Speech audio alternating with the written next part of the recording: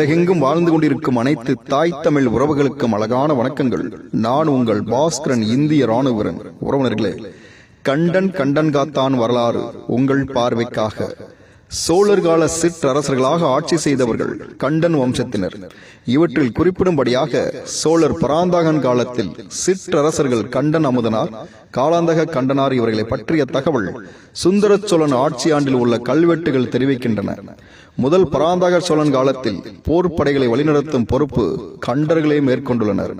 கிபி 919 முதல் பராந்தக சோழனுக்கும் பாண்டியன் ராசசிம்மனுக்கும் நடந்த போரில் கண்டன் அமுதனார் சோழப்படைகளுடன் கலந்து கொண்டு வெற்றி வாகை சூடினார்கள் என்பதை முதல் பராந்தக சோழன் 12ஆம் நூற்றாண்டின் ஆட்சி ஆண்டில் உள்ள கல்வெட்டுகள் தெரிவிக்கின்றன. இவ்வாறு அரசாண்டு வந்த கண்டன் வம்சத்தில் பிறந்த கண்டர்கிள்ளி சோழன் கண்டர்கோட்டை நகரை உருவாக்கி ராஜதானியாக கொண்டவன்.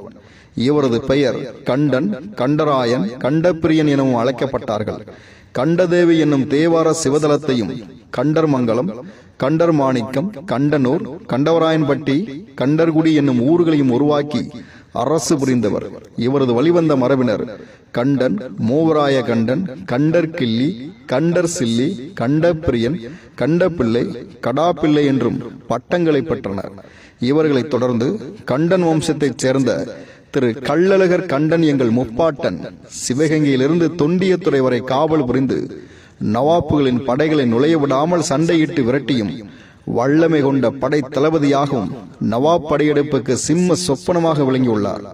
அதனை பாராட்டிய ராஜா ரகுநாத சேதுபதி மன்னர் அவர்கள் திரு கள்ளழகர் கண்டனுக்கு தொண்டியத்துறை காவலன் என்றும் கண்டன் மானம் காத்தான், கண்டன் காத்தான் என்ற பட்டம் அளித்து ஒரு கண்மாயும் 11 ஏக்கர் வயல் நிலங்களையும் சேதுபதி மன்னர் பரிசளித்துள்ளார்.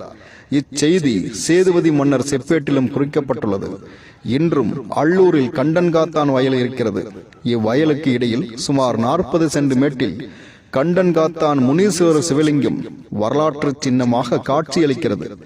இந்த கள்ளழகர் கண்டன்காத்தான் பின்னாளில் ஆங்கிலேயர் மற்றும் நவாப் கூட்டுப்படை சிவகங்கை முற்றுகையிட்டு நடந்த யுத்தத்தில் மன்னர் ராஜா முத்துவடநாத தேவர் கொல்லப்பட்ட பின் வேலுநாச்சியார் சிறிது காலம் தலைமறைவாக இருக்கும் தருணத்தில் சிவகங்கை சமஸ்தானம் நவாப்புகளின் ஆதிக்கத்தில் சிறு காலகட்டத்தில் அதிகாரம் பெற்ற ஒருவன் அள்ளூரில் திரு கள்ளழகர் கண்டன்காத்தான் அம்பலன் வயல்களில் உள்ள நெற்கதிர்களுக்கு நீர் பாய்ச்சல் செய்ய விடாமலும் நீர் வாய்க்காலில் அமர்ந்து தொழுவது போல் இடையூறுகள் அக்கிரமமும் செய்தும் சிவாலயத்தை ஆக்கிரமிக்கும்